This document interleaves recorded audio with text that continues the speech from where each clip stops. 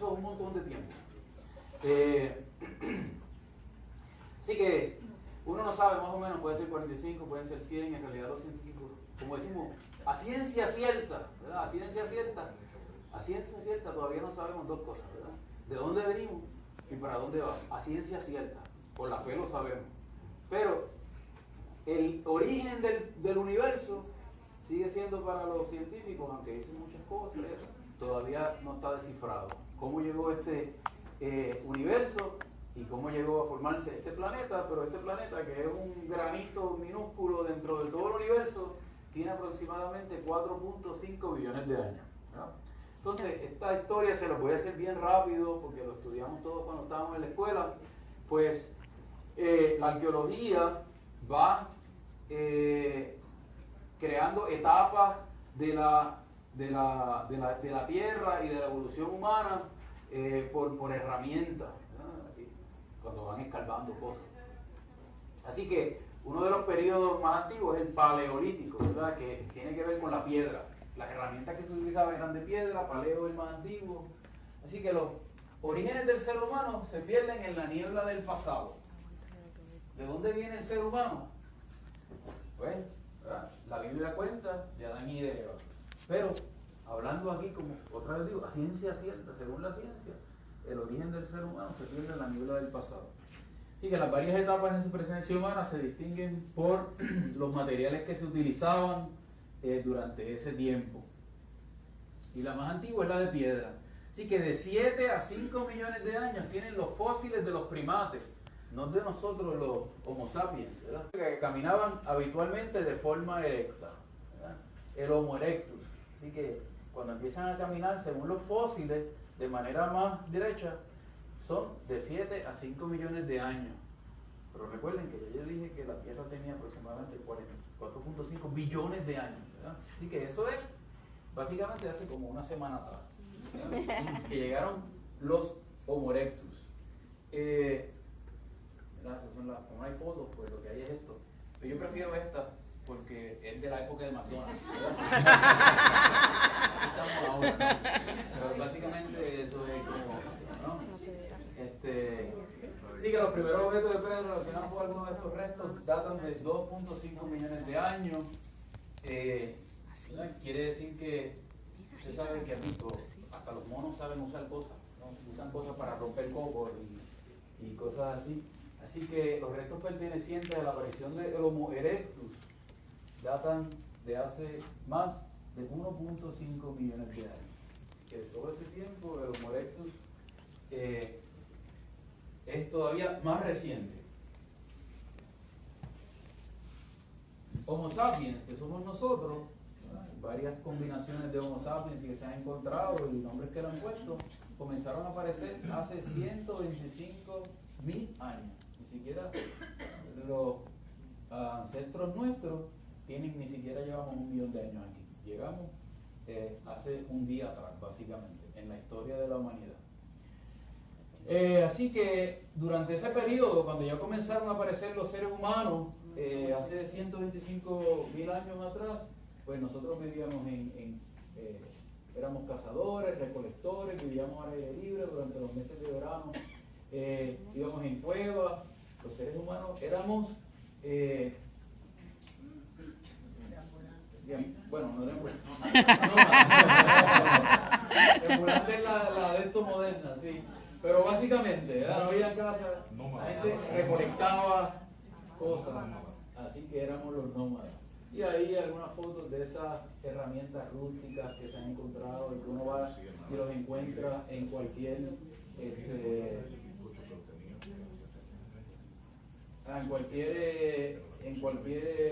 museo, herramientas de piedra. Entonces, la edad media de la era de piedra, hacia el año 180, 8000 antes de Cristo, pues más se intensifica ese proceso de recolección y el primer cambio realmente trascendental en la historia de la humanidad en el Próximo Oriente, en torno al año 10.000, 8.000 antes de Cristo, que es cuando el hombre empieza a plantar, el ser humano, ¿verdad?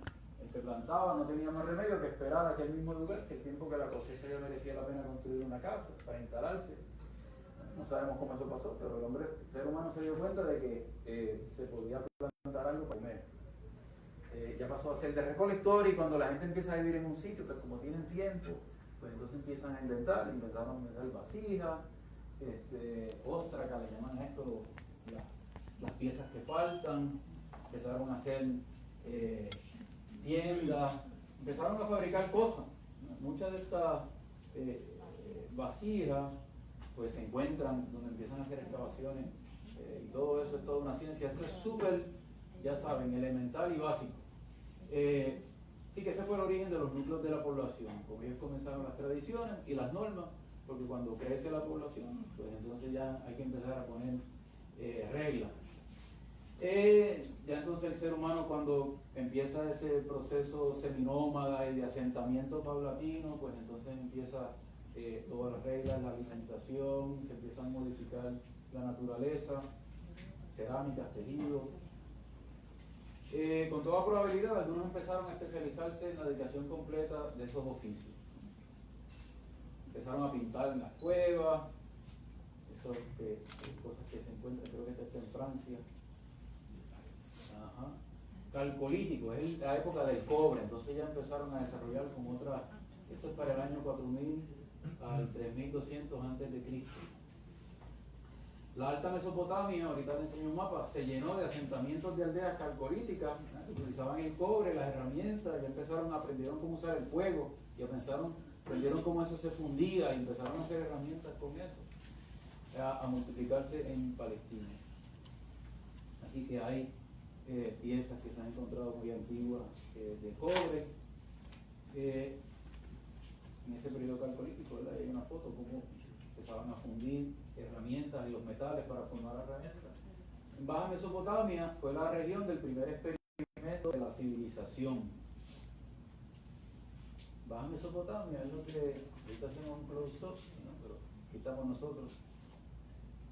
Por ahí están las Paulinas, más cerca del principio. Así que aquí está lo que hoy en día es como Israel, y esto por aquí es lo que se conoce como Mesopotamia. Esta área por aquí. Incluso la Mesopotamia, este es lo que hoy en día es Israel,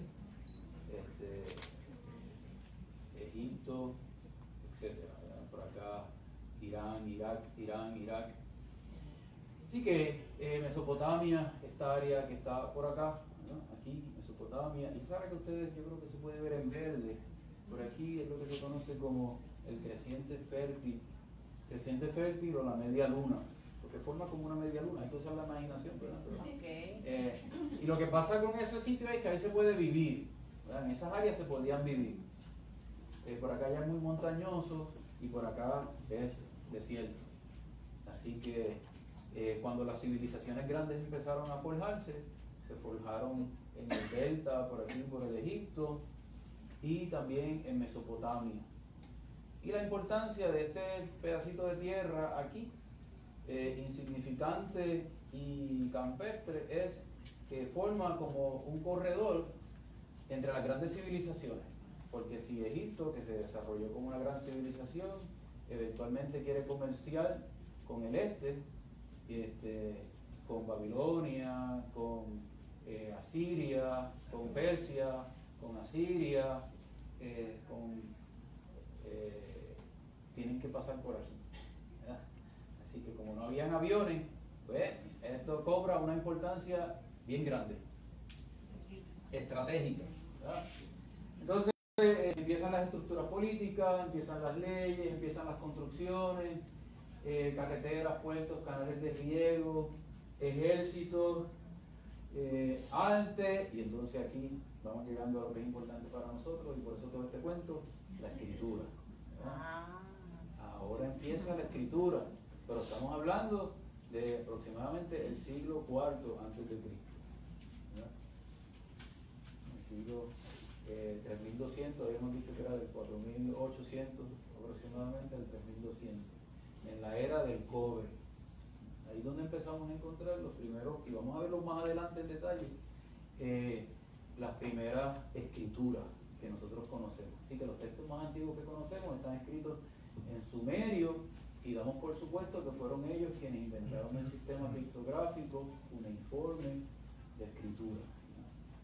Así que antes de eso a lo mejor habían señales y no era que la gente no hablaba, ni había algún tipo de señal, pero cuando se empezó a acuñar algún tipo de forma de escritura, fue para ese periodo.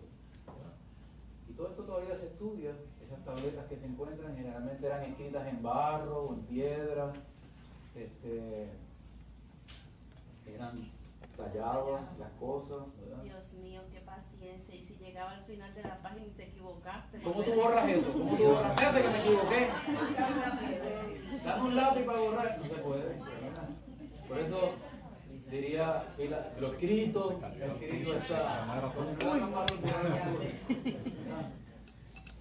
Así que la escritura se remonta a aproximadamente como al siglo entre el 4800 al 3200. La época de bronce, crece todavía más la población, crecen las ciudades, estados, crece la economía, crece el comercio, el desarrollo agrícola, así que la población siguió creciendo. En Egipto pues pasó más o menos de lo mismo, esto lo voy a pasar más rápido, ¿verdad? Pero es más de lo mismo en otros sitios. En Egipto también se dio el desarrollo de la cultura en todas las fases para ese periodo, el tiempo del cobre. ¿Verdad? Y entonces hay muchos hallazgos de este tipo, jeroglíficos encontramos allá. Y la Palestina, ¿verdad? La Palestina, que fue ese pedacito que nosotros vimos ahí, básicamente siempre fue un territorio de tierra insignificante que no servía para nada, lo único que servía era para pasar por allí, ¿verdad? Yo a veces lo comparo con Puerto Rico, ¿verdad? Cuidado, yo soy de aquí, cuidado. aunque yo soy de aquí, pero en la historia, Puerto Rico no, aquí la gente no quería venir, aquí la gente venía, paraba, tomaba agua y seguía para México, ¿verdad? O para Perú, que son las grandes, ¿verdad? Puerto Rico era un sitio ahí, pero eso era para venir, ir a tomar agua y nos vamos, ¿no? Así que cuando vemos la historia, vemos que aquí ha habido lo que está pasando ahora de la pérdida demográfica, eso ha pasado antes en la historia, ¿no? La población crece, la población se va hacia aquí, porque esto es una islita. Nosotros nos creemos eso. Pues Palestina, básicamente, Palestina nadie le importaba, eso era un campo. Ahí lo que había era, nunca se desarrolló una cultura material comparable a la que veíamos en Mesopotamia o Egipto, ni tampoco creó unificación política. Digo, después sí. Así que lo que habían ahí eran unos cuantos barrios, básicamente. Lo encontramos en la Biblia, Jericó, Betzana, Siquem, Geser, una población cananea con asediados por los amonitas. Así que había una amalgama de pueblos y de tribus, más bien, ¿verdad? Cuando uno empieza a estudiar también tanto la arqueología o la sociología en la Biblia, hablamos a veces de familia, ¿verdad? Después de familia hablamos de tribu. Después de tribu hablamos de pueblo. Después de pueblo, de naciones. Pero todo empieza con un núcleo bien reducido, ¿no? Así que básicamente este es el territorio de la Palestina, hoy conocido como Israel. Y durante la época del bronce, pues lo que habían por ahí, cuando ya existían las grandes culturas al norte, en Mesopotamia, y en Egipto acá al oeste, esto era básicamente un grupito de barrios. Y ahí están, que cuando uno los lee en la Biblia, uno escucha los pericitas, los hititas, los esulitas, los amoritas, los cananitas, los israelitas. Eran, ¿ah? Todos los, ¿cómo le llaman? Los gentilicios, ¿qué se llama eso? Los gentilicios. Así que, los puertorriqueños. Así que eso era un campo. Y entonces ya llegamos a la historia del pueblo de Israel, que es la que tenemos en la Biblia. Así que la Biblia lo que nos cuenta es la estrecha historia de un pueblito, ¿verdad? De un pueblito que es el pueblo que eventualmente se desarrolló, llegó a esas tierras, las colonizó y se formó ahí una pequeña nación, y esa es la historia que nosotros tenemos en la Biblia. Pero la historia de la humanidad, ya como vimos, es mucho más amplia que todo eso. Pues es como Puerto Rico, ¿verdad? Puerto Rico ahora se llama Puerto Rico, pero antes se llamaba San Juan Bautista. Y antes de San Juan Bautista se llamaba Boriquén. Y creo que había otro nombre también antes de Boriquén, no sé si por ahí. Así que los nombres cambian de acuerdo al periodo de la historia. Y eso es bien interesante, ¿no? Porque así que esto se ha llamado Canaán, esto se ha llamado Judea, Israel, Palestina, todos los mismos nombres para el mismo territorio, de acuerdo al periodo de la historia que ha pasado. Así que Canaán es una región más antigua, de las más antiguas, sería como Boriquén, Puerto Rico. Entonces, para entender la Biblia es siempre bueno tener una noción básica. Déjame terminar un puntito aquí, porque ya acabo, y entonces abro la primera sesión de preguntas de esta parte. ¿Okay? Así que, según voy hablando, gracias por el derecho de decírmelo, porque pueden ir apuntando preguntitas y las vamos a atender en 5 minutos. Así que, un recuento rápido de la historia de Israel, de nuestros antepasados, que está en la Biblia. Aproximadamente, la historia de la Biblia empieza hacia el 2000 antes de Cristo. ¿Okay? La historia de Israel. Por supuesto, del capítulo 1 al capítulo 11 del Génesis, nos van a contar la historia de toda la humanidad, ¿verdad? Eso está lleno de lo que se llaman leyendas etiológicas. Etiológicas porque narran los orígenes de todas las cosas. Así que, quizás no lo vamos a ver hoy, pero sepan que el capítulo 1 al capítulo 11 del Génesis es bien distinto del capítulo 12 al capítulo 50. Donde el capítulo 50, capítulo 1 al capítulo 11, cuentan leyendas etiológicas, que es sobre los orígenes del mundo, los orígenes del ser humano, los orígenes del mar, los orígenes de las lenguas, los orígenes de las guerras, los orígenes de todo. Y del capítulo 12 al 50 son los orígenes de los patriarcas, que también tienen leyendas, pero son menos fantásticas que las leyendas del capítulo 1 al 11. Y de los poquitos que duraban poquitos años. Exacto, todo eso, ¿verdad? Ahí tenemos personas que duran 800 años, etc. Pues vamos a entrar en eso más a lo último. Así que los patriarcas, ese tiempo del 2000 al 1800, es la historia donde van de Canaán a Egipto. Ustedes saben que Abraham, Dios lo llama del pueblito de Ur. Vamos a darle para acá, reversa al mapa. Ur. ¿Dónde está Ur por ahí? No se ve aquí. Tendría que ir más para atrás. Déjame ver si lo encuentro aquí rápido para que nos ubiquemos.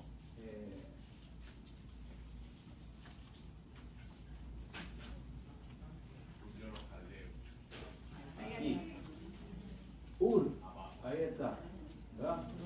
Así que después, si uno lee toda la historia de Abraham, se da cuenta que siguió la ruta de los comerciantes, que era por aquí para arriba, ¿verdad? Por aquí no se puede pasar. Así que él siguió la ruta de los comerciantes hasta que llegó a Canaán. Y que eso ocurre en los patriarcas. Y después de la historia del asentamiento, que eso lo leemos en la primera parte de Génesis. Así que esta parte, a grandes rasgos, que le menciono de los patriarcas, está en Génesis del 1, del 12 al 50, esa parte.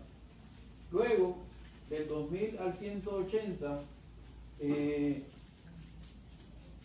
también está en Génesis, ¿verdad? Porque está la historia de José, cuando José va a Egipto. Así que ellos pasan a Egipto, ahí están aproximadamente como 430 años, según un número redondo, del 1800 al 250, que entonces comienza el éxodo, ¿verdad? Que pasan el Mar Rojo y llegan hasta el Sinaí. La historia de Moisés, que estaba todo el mundo viendo esa serie, ¿verdad? De Moisés y de los 10 mandamientos.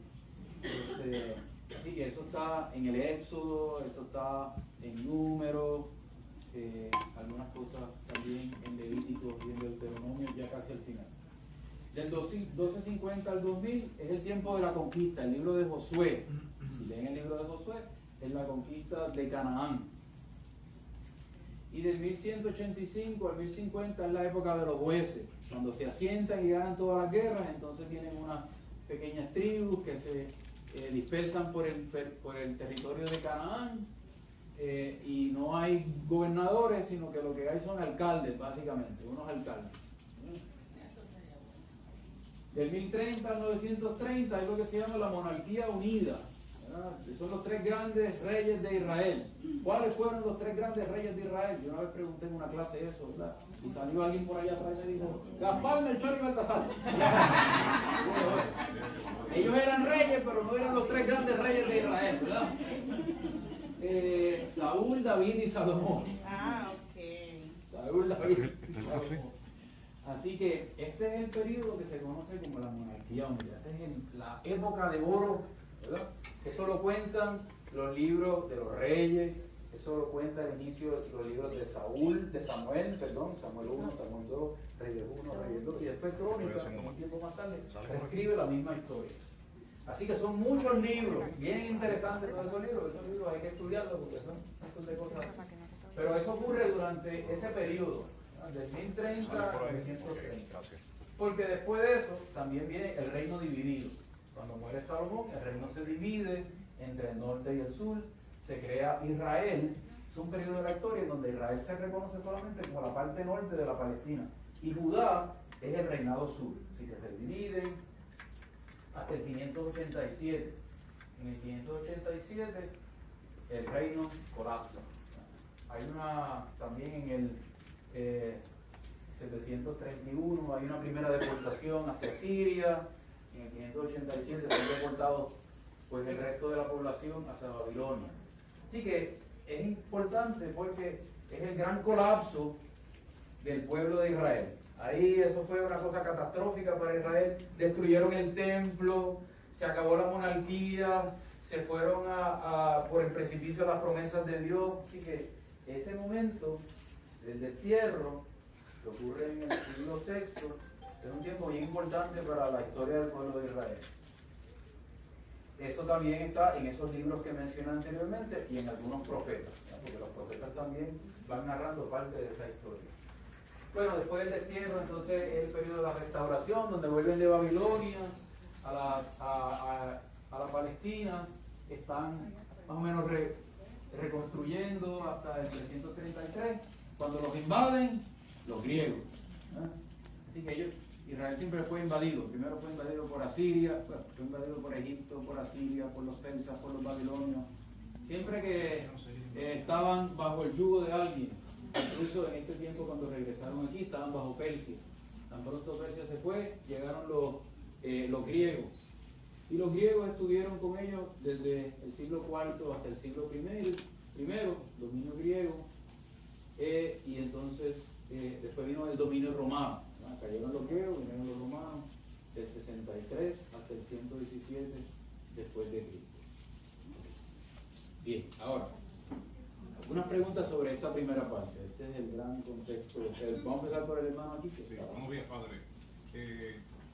Estas construcciones en Egipto, las grandes pirámides y todo eso, ¿sería posible que fuese obra de los israelitas durante esa cautividad, ese captiverio? Esclavo. Eso lo hicieron los esclavos. Seguramente no lo hizo el faraón. Ni los extraterrestres, ¿verdad? Ni balas mecánicas de Caterpillar. ¿Por qué hasta el siglo XVII con relación a Roma todo esto está entero y ahí? Bueno, el dominio romano hasta el 117 se pone porque Roma sigue siendo hasta el siglo VI, sigue el imperio. Lo que pasa es que hasta el siglo XVII estuvo una de las dinastías que era llamada la dinastía de los Flavios, si no me equivoco. Había otras dinastías más. Y el dominio más directo lo tenían sobre ese tiempo. Pero lo más importante que pasó después de ese tiempo fue que hubo una revolución y expulsaron a todos los judíos de Israel. O sea que ya no había dominio porque ya era territorio completamente romano. Sí. Bien. Otra preguntita, padre. ¿cabría alguna explicación dentro de lo que nosotros científica en términos de el fenómeno que ocurrió del océano cuando parte para que luego el pueblo atraviese?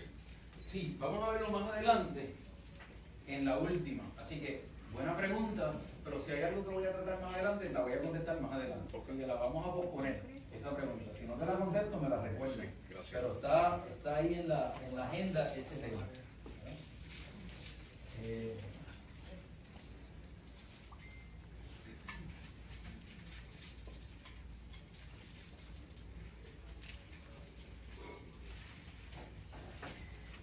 Bien, ¿alguna otra cosa relacionada a todo esto? Así que la idea, yo creo que el propósito de haberle enseñado eso es, y lo quiero repetir, aunque lo diga más adelante, el gran enemigo para leer bien las escrituras es lo que se llama el fundamentalismo. Dentro de la Iglesia Católica, todos los documentos de la Iglesia nos advierten contra el fundamentalismo. El fundamentalismo tiene distintos matices, pero básicamente es pensar que la Biblia cayó del cielo, ¿verdad? Que comenzó cuando abrieron las hermanas Paulinas. Yo lamento decirles a ustedes, ¿verdad?, que la Biblia no comenzó con las hermanas Paulinas. De hecho, esto que nosotros tenemos en la mano puede tanto iluminarnos como engañarnos, ¿verdad? Porque básicamente esto es una invención moderna. Esto es casi como una laptop, ¿verdad?, con internet integrado. ¿Por qué? Porque esto no existía así como hasta el siglo XVI o XVII, ¿verdad? Los libros así existían lo que se llamaban los códices. Los códices eran libros, ¿verdad?, pero eran unos libracos, ¿verdad?, grandes, escritos a mano, ¿verdad? No existía la imprenta, ¿verdad? La inventó Gutenberg en el siglo XVI, y por lo tanto la Biblia no estaba tan diseminada como está hoy en día. Así que la Biblia tiene una gran prehistoria, y la prehistoria viene enmarcada dentro de la historia de toda la humanidad, de la invención de la escritura, de la interacción del pueblo israelita con otros pueblos, ¿verdad? Por eso les digo que esta es una historia de la humanidad desde un punto de vista estrecho, que es desde el pueblo de Israel. Entonces nosotros decimos sobre la escritura tres cosas bien importantes. Esto lo creen todos los cristianos, católicos y no católicos, que la Biblia es inspirada, ¿no? Así que la Biblia tiene por autor a Dios. Eso no quiere decir que Dios escribió la escritura, ¿verdad? Dios no escribió ni una solita página de esto. No está escribiendo seres humanos.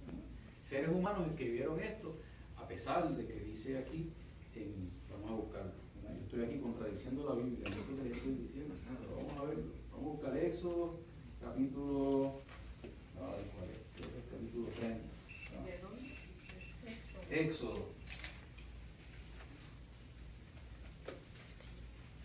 Éxodo capítulo 31. Éxodo capítulo 31, versículo 18. Cuando alguien lo encuentre, que lo lea. ¿Qué dice ahí? Cuando acabó de hablar con Moisés en el monte Sinaí, le dio las tablas de la alianza, tablas de piedra escritas por el dedo del Señor. Por el dedo de Dios. Dios mío, en piedra. Y yo acabo de decir que Dios no escribió ni una sola página que está ahí. Y me está grabando, que esto lo puede decir al señor obispo. Y el obispo se lo puede decir al papa. Pues grábame. No escribió ni una sola paginita de la Biblia, ¿verdad? Porque él sabe que estoy diciendo eso, ¿verdad? Pues eso lo enfatizo porque quiero enfatizar precisamente el punto del fundamentalismo bíblico. Fundamentalismo bíblico es pensar, tomar todo lo que dice la Biblia al pie de la letra, ¿verdad? Literalmente. Y no tener este conocimiento de la formación de la Biblia. ¿Cómo fue que la Biblia se escribió materialmente, mecánicamente? Yo pienso que en realidad todos los cursos de la Biblia que necesitamos sería este de 4 meses, ¿verdad? Porque ahora yo estoy condensando todo esto y yo no puedo dejarle tiempo porque esto uno tiene que digerirlo, ¿no? Esto es como cuando uno se come algo bien sabroso, pero uno tiene que digerirlo poco a poco porque yo voy a ir aquí muy rápido. Ya estoy contradiciendo la Biblia, lo acaban de leer ahí, ¿verdad? Y entonces alguien va a decir, pero si la Biblia dice que lo escribió el dedo de Dios, ¿verdad? Vamos a ver un poquito más adelante, de hecho. Vamos a ver el capítulo 33. Vamos a ver el capítulo 33 de Éxodo. Para darle otro ejemplo. 33, vamos a leer 33, versículo 7. Éxodo 33, versículo 7. Léelo. Moisés tomó la tienda y la instaló a cierta distancia fuera del campamento. La llamó tienda del encuentro. El que tenía que consultar a Yahvé salía hacia la tienda del encuentro fuera del campamento. Cuando Moisés salía hacia la tienda, todo el pueblo se levantaba y se quedaba de pie a la puerta de su tienda, siguiendo con la vista a Moisés hasta que entraba en la tienda. Al entrar Moisés en la tienda, bajaba la columna de humo, de nube, y se detenía a la puerta de la tienda, mientras Yahvé hablaba con Moisés. El pueblo, al ver la columna de nube a la puerta de la tienda, se prosternaba justo a la puerta de su tienda. Yahvé hablaba con Moisés cara a cara, como habla un hombre con su amigo. Ajá. Cara a cara, como habla un hombre con su amigo. ¿Cómo se llama? José. Con José, ¿verdad? Sí. Dios hablaba con Moisés como yo estoy hablando con José, ¿verdad? Pero ¿qué leímos hoy ahorita en Que nadie ha visto. leímos ahorita en Juan, en el prólogo, que a Dios nadie lo ha visto nunca. ¿Con qué queda? ¿Lo han visto o no lo han visto? ¿Verdad? Bueno, como un amigo habla, ¿verdad? La imagen, si yo lo voy a leer al pie de la letra, si voy a leer al pie de la letra el dedo de Dios, pues el dedo de Dios, ¿verdad? Con este dedo, bueno, puede haber sido con este, ¿verdad? Dios escribió. O, si lo leo literalmente, es que Moisés habló cara a cara. Pero fíjense, vamos a leer un poquito más adelante ahí mismo, José mismo lo lee, en el versículo 18, capítulo 33. Entonces Moisés dijo a Yahvé, déjame ver tu gloria. Tu gloria es tu rostro, ¿verdad? Así que, ¿cómo es que Moisés está preguntando eso? Juan. Ok. Él le contestó, yo haré pasar ante tu vista toda mi bondad y pronunciaré delante de ti el nombre de Yahvé. Pues concedo mi favor a quien quiero y tengo misericordia con quien quiero. Y añadió, pero mi rostro no podrás verlo, porque nadie puede verme y seguir con vida. Ok, ¿verdad? Ahí mismo, ¿cuántos versículos? Del 12 al 16, ¿verdad? 4 versículos más tarde se está contradiciendo, ¿verdad? Pues 2 cosas pasan aquí, interesantes. Primero, reforzar eso, ¿verdad? No todo, la Biblia habla con imágenes, la Biblia habla con símbolos, la Biblia habla con cuentos. Es famosa, ¿verdad? El dicho. El punto, y no tengo una pizarra aquí para hacer el dibujito, ¿verdad? El punto más cercano, o el punto más, la línea recta, más rápido, entre una persona y la verdad, para los semitas, ¿verdad? Para los judíos, la manera más fácil, el punto más rápido entre una persona y la verdad es un cuento. Hazme un cuento y entenderé, ¿verdad? Dicen los publicistas, a picture says 1,000 words, ¿verdad? Una foto dice 1000 palabras, una foto. Por eso el predicador o la predicadora que en su prédica o en su homilía no hace un cuento o una anécdota o pinta una imagen, es un fracaso total, ¿verdad? Porque la gente a los 5 minutos va a estar... Hay que hacer un cuento. ¿Cómo hablaba preferiblemente nuestro Señor Jesucristo? Con parábolas, porque Jesús era un gran maestro, ¿verdad? Y era un gran judío. Así que dentro de esa cultura, ¿verdad? Y la Biblia está repleta de cuentos, ¿verdad? Repleta de anécdotas, repleta de imágenes. Pero en esos cuentos, lo más importante no es la precisión histórica, ¿verdad? Lo más importante es el mensaje que Dios quiere transmitir. Así que Dios, para hablarnos a nosotros, ha preferido hablarnos a través de muchos cuentos, muchas historias, ¿verdad? Muchos relatos, muchas anécdotas que contienen algunas cosas que son verídicas, ¿verdad?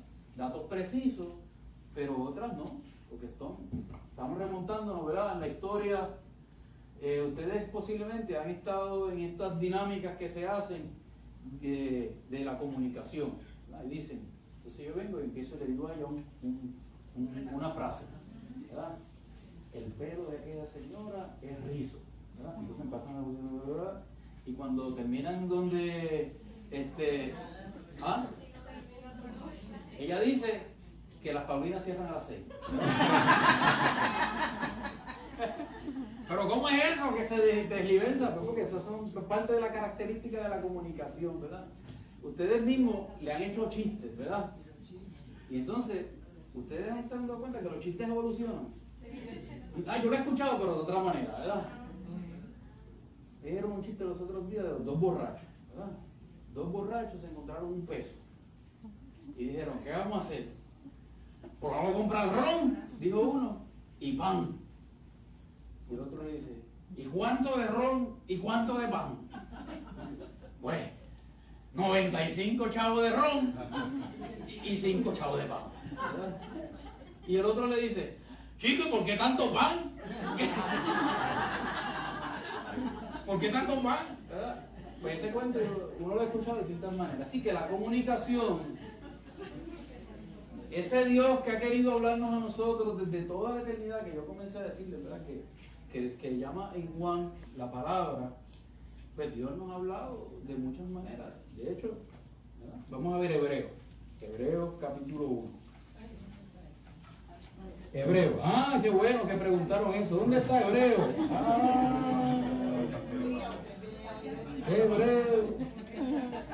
Hebreos capítulo 1. El que lo encuentre que lo lea, Hebreos 1. Otro que lea, vamos a darle oportunidad a alguien más para que busque. Hebreos 1, cualquiera, vamos, allá.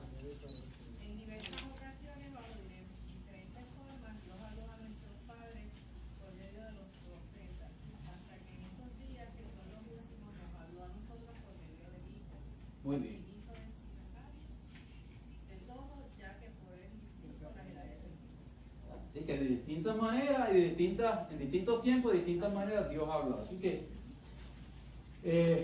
Dios habla como ahorita hacía alusión a las parábolas. Las parábolas es la manera preferida de Jesucristo enseñar. Las parábolas son hechos históricos. No, las parábolas son cuentos que Jesús inventa, ¿verdad? A Jesús se da cuenta que están murmurando Simeón y sus compañeros, ¿verdad? Porque él está dejándose tocar los pies por una mujer que todo el mundo sabe que es mala, ¿verdad? Y entonces Jesús, en vez de decirle, mira Simón, se te debería caer la cara de vergüenza, ¿verdad? Porque esta mujer que está aquí, ¿verdad? Ha cumplido con todos los mandamientos, ¿verdad? Pero como Jesús es judío, Jesús no dice eso. Jesús dice, Simón, te voy a hacer un cuento. Había una vez dos hombres, uno debía 500 denarios y el otro debía 50. Como ninguno de los dos tenía con qué pagar, el rey, ¿verdad? El Señor, los perdonó a los dos. ¿Quién tú crees que querrá más al Señor? Y Simón, que no era bobo, era lengua y largo, pero no era bobo. Dijo, pues supongo que el que a más se le perdonó. Contestaste muy bien. ¿Tú ves a esta mujer que está aquí? Entonces empieza, ¿verdad? Cuando Jesús se encuentra con aquel hombre que le dice que cuál es el mandamiento más importante, y Jesús le dice, amar a Dios sobre todas las cosas, con todo tu corazón, ¿verdad? Y al prójimo como a ti mismo. ¿Y quién es mi prójimo? ¿Verdad?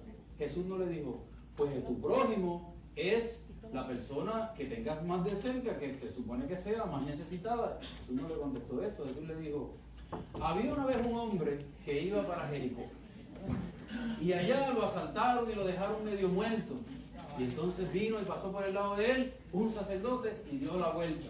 Y pasó un levita y dio la vuelta. Pero pasó un samaritano, ustedes saben el cuento, ¿verdad? Así que Dios nos quiere hablar muchas veces a través de cuentos, ¿no? De historias. Eso es una de las maneras. Dios nos habla de muchas más cosas, ¿no? Pero como estamos hablando de la Biblia, es una de las maneras preferidas. Por lo tanto, la Iglesia nos advierte a nosotros de que cuando leemos la Biblia tenemos que ser precavidos, porque la mentalidad occidental, empírica, científica de nuestro tiempo, porque todos somos hijos de la modernidad, no es la misma mentalidad con la cual fue escrita la Biblia, ¿verdad? En otra cultura, en otro tiempo, en otro lenguaje, sin derechos de autor. Así que eso es una de las cosas que pasa en ese pasaje que vimos del Éxodo y del dedo de Dios, ¿verdad? Son figuras que si tuviéramos más tiempo las estudiamos, las figuras literarias que utiliza y las imágenes literarias que utiliza la Biblia, muchas cosas.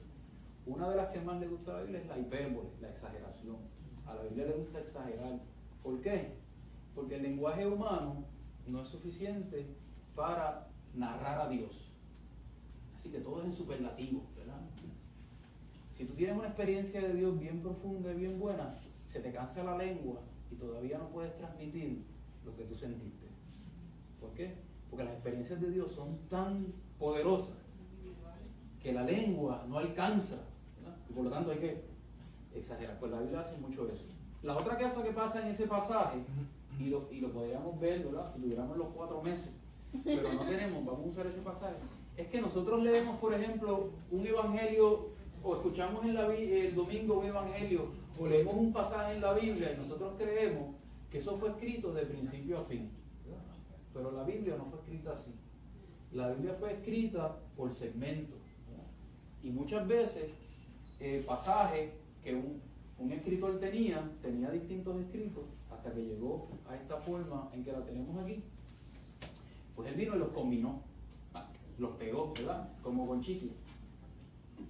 Ahí. Y entonces, ahora están unidas, pero en el origen no estaban unidas, ¿verdad? Ahora, yo dije ahorita que Dios no escribió con su dedo. Ahora, Dios es el autor de la Biblia, ¿verdad? Y lo podemos decir con toda confianza. En realidad, ¿quién escribió la Biblia? Pues la escribió Dios, como lo va a decir la Iglesia, a través de seres humanos.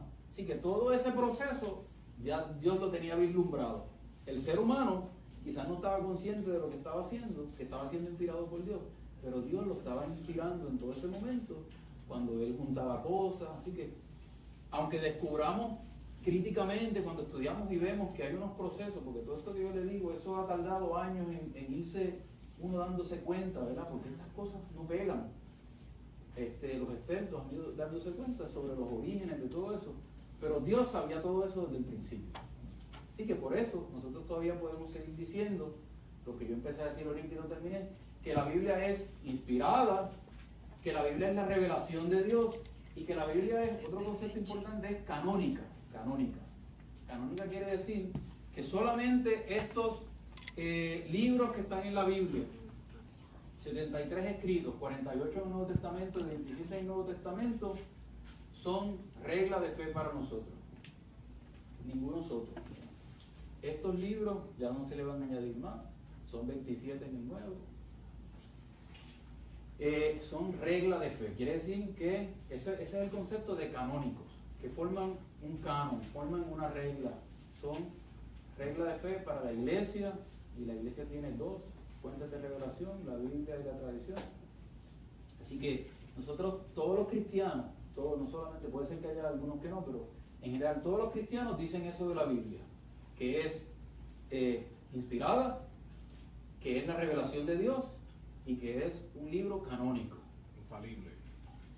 Infalible es el Papa, ¿verdad? El concepto de la infalibilidad en la Biblia se llama, tiene otro nombre, no es la infalibilidad. Déjame ver, ahorita me recuerdo. Pero la idea es cierta, ¿no? La idea es que Dios no nos engaña, ¿verdad? Que cuando leemos la Biblia bien, Dios no nos engaña. Ahorita me recuerdo del concepto. Bien, vamos a ver entonces esto rápido, y a lo mejor hay más preguntas. lo voy a pasar rapidito, porque ya estamos terminando nuestra primera hora. Así que un poco de lo que dije ya está ahí. La composición de las escrituras. Así que, ¿cuándo empieza a formarse, a escribirse como tal? Con, ¿Cómo usted se llama? como en volúmenes, ¿verdad? Por decir, por libros. ¿En dónde empieza ese periodo de la redacción de la Biblia en la historia del pueblo de Israel? En el tiempo de la monarquía unida. ¿Se recuerdan cuando vimos la monarquía unida? Del 1030 al 930. Ahí es cuando comienzan a escribirse quizás los salmos, ¿no? Empiezan a redactarse ahí el libro de los jueces. Posiblemente ya existían algunas cosas escritas, pero es ahí donde se empiezan a compilar. ¿Por qué? Porque cuando está la monarquía unida, ustedes se recordarán que ahí fue que por fin se construyó. ¿Qué se construyó primero? ¿El palacio o el templo? ¿El templo de Israel o el palacio del rey? ¿Qué se construyó primero? El palacio se construyó primero. El palacio. Entonces en el palacio, pues ya llegan los escribas, porque ya hay cierto grado de cultura, ya existían otras culturas, ¿sí? Así que ya empieza a formarse la pequeña nación de Israel, y hay escribas en el palacio, porque hay que escribir cosas, hay otros gobiernos que nosotros leemos, escuchamos, que Saúl y David empiezan a hacer relaciones. Y después llega el templo, y cuando llega el templo se genera todavía más escritura. Así que la institución monárquica, cuando empieza la monarquía unida y también la monarquía dividida, es el momento en donde se empiezan a escribir cosas del pueblo. Además, otra cosa con base en Puerto Rico, ¿cuál es la primera historia de Puerto Rico? ¿Quién la escribió? Miller. Fray Ñigo Abad. Yo creía que era Fray Ñigo Abad también. Fray Ñigo Abad, ¿verdad? Que la escribió para el siglo XVIII. Sin embargo, Puerto Rico fue fundado, ¿verdad? Ya empezaron la gente a llegar aquí en el final del siglo XV, principio del siglo XVI, ¿verdad? Pero primero es que tiene que venir la vida y tienen que pasar cosas, porque si no, no hay nada de que escribir historia, ¿verdad? Así que así pasó con Israel. Israel ya tenía un camino recorrido, entonces después empezó a escribir la historia. Y eso son unas excavaciones del palacio. Pues así terminan todos los palacios, ¿no?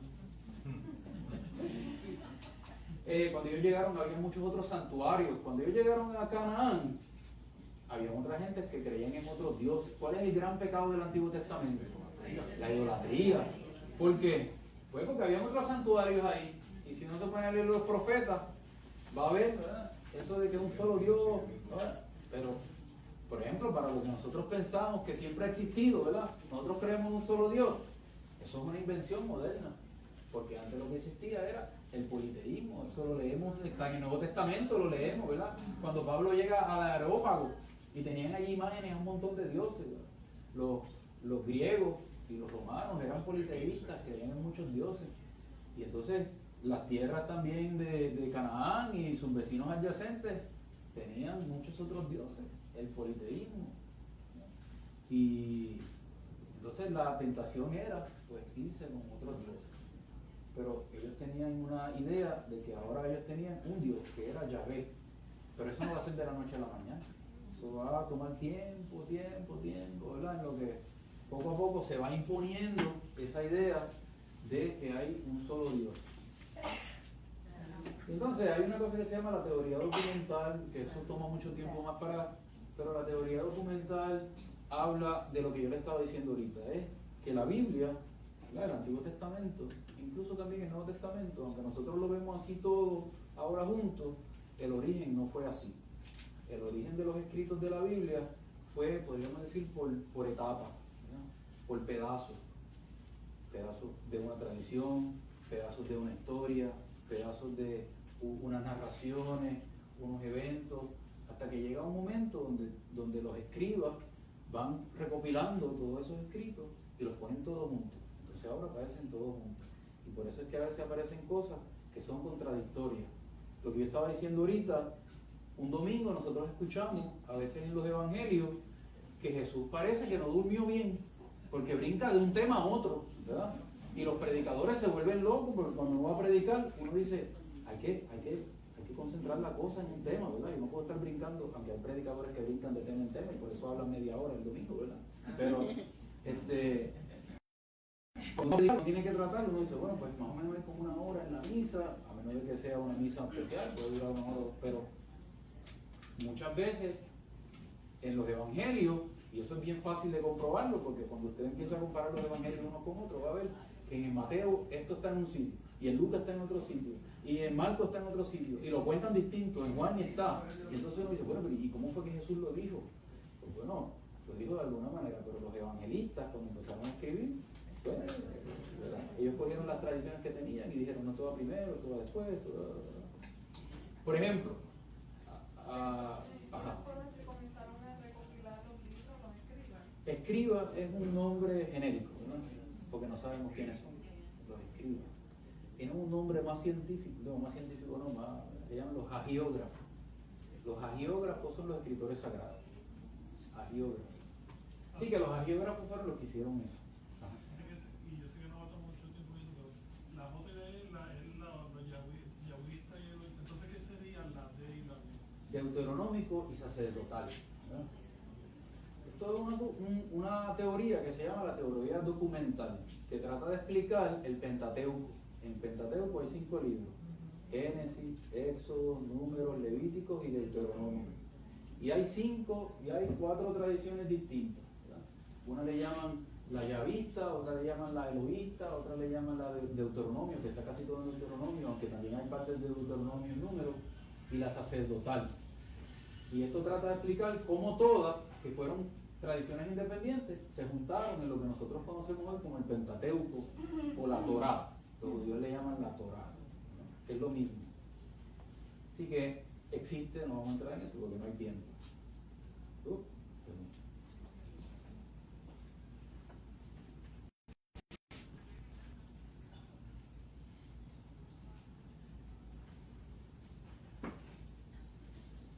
Bien, eso es un poquito más de la teoría documental, cómo supuestamente ocurrió. Son teorías. Teorías son hipótesis, eso no está probado. Pudo haber sido de otra manera, pero más o menos hay consenso sobre que pudo haber. Las lenguas bíblicas, la Biblia fue escrita en otras lenguas. Ahorita le voy a pedir a la hermana que saque por ahí una Biblia en hebreo, en griego, para que las vean después al final. No fueron escritas en español ni en latín, y ahí hay todos los idiomas. En arameo tampoco fue escrito, fíjense, qué interesante. Jesús habló arameo, ¿verdad? Esa era la lengua de Jesús. No hay nada escrito en arameo del Nuevo Testamento. ¿Por qué? Pues porque la lengua franca en todo ese territorio era el griego, porque los griegos habían estado ahí casi 300 años, y no solo impusieron su cultura, su arquitectura, su religión, sino que impusieron también la lengua, ¿verdad? Así que aquí trataron de hacer eso, ¿verdad? Los americanos cuando llegaron, que todo el mundo hablaba español, pero no funcionó, no sé qué pasó, ¿verdad? Entonces de vez en cuando pues se nos zafa un hey, how are you, you know, pero tú sabes. Anyway, ¿verdad? Cogemos alguna prestada, pero... Así que se escribía, y volviendo al libro del Éxodo, vamos a verlo otra vez, porque ahorita quizás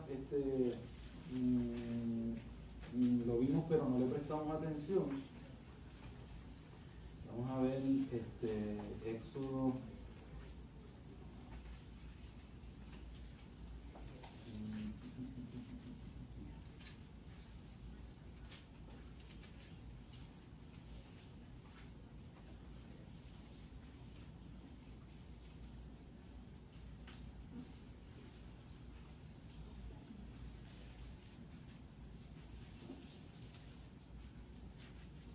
Éxodo 32, versículo 15.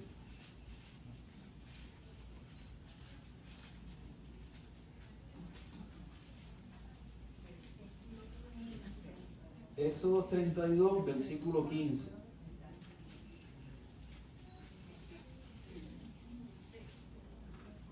Ahí dice,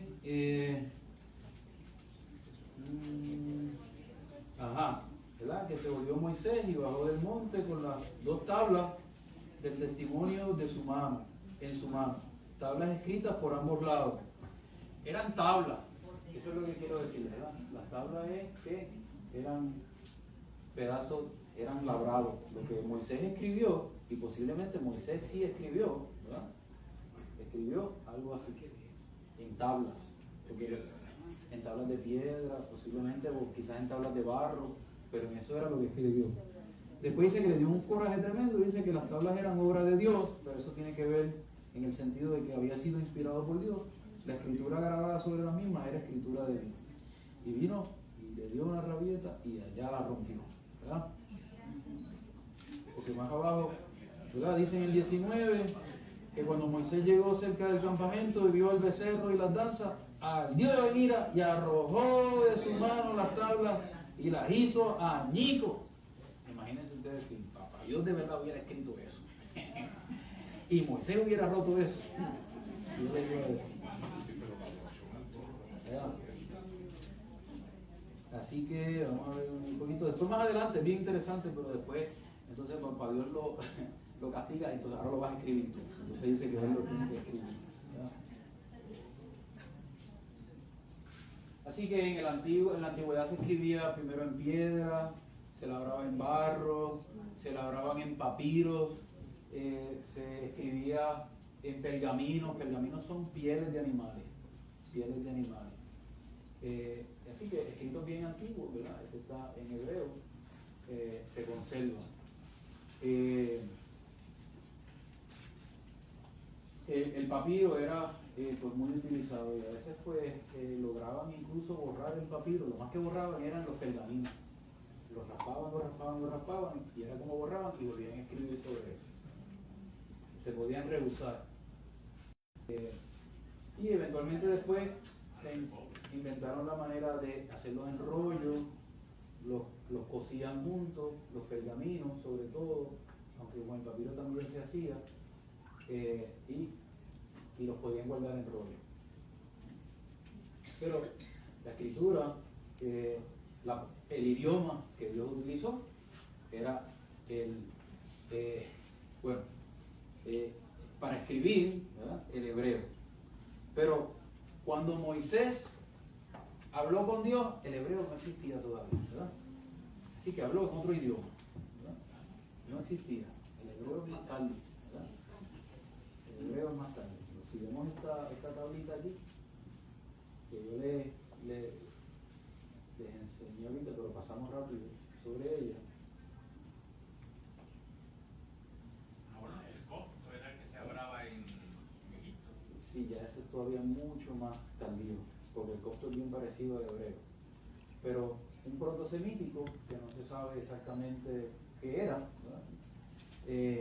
Fíjense, el cananeo, el ugarítico, el fenicio, el moabítico, estos son, ¿verdad?, cómo van descendiendo. Pero fíjense dónde está aquí el hebreo. Acá abajo el hebreo, ¿no? Así que antes de eso está el púnico, el paleohebreo, el arámico, el moabítico, todo eso. Pero cuando el reino está unido, ya sea de hebreo. Cuando el reino está unido, sí, cuando el reino está unido ya se habla hebreo. Empiezan a escribir, por que se empezó a escribir en hebreo. Exacto. Pero es posible que esas tablas que Pablo escribió no las escribiera en hebreo. Digo, perdón, Pablo.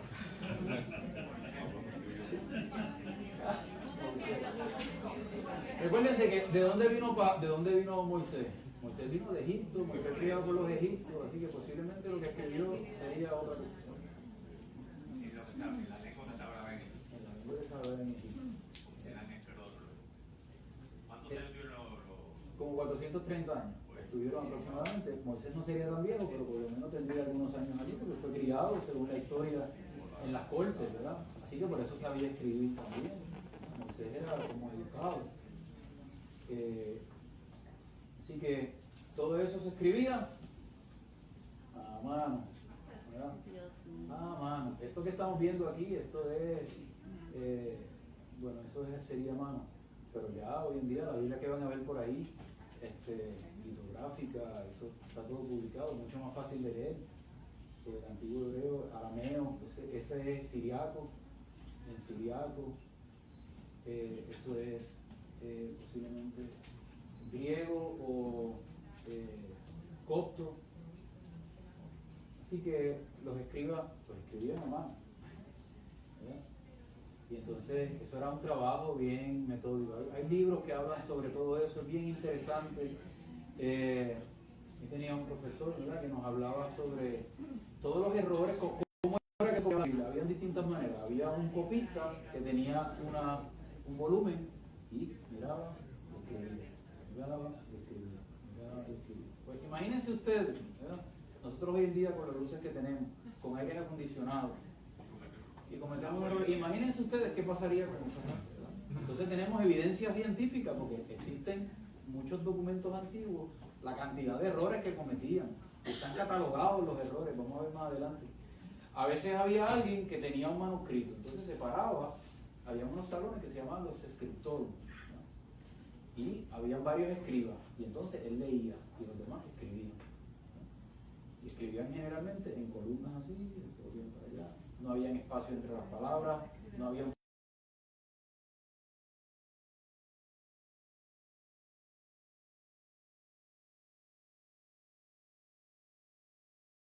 puntos diacríticos, no había puntos, no había comas, no había acentos. Esto es lo que dice el Concilio Vaticano II sobre todo este proceso. Las verdades reveladas por Dios que se contienen y se manifiestan en la Sagrada Escritura, S.E., Sagrada Escritura, se consignaron por inspiración del Espíritu Santo. Así que todo este cuento que yo le estoy haciendo, estoy hablando de la mecánica humana, pero el autor intelectual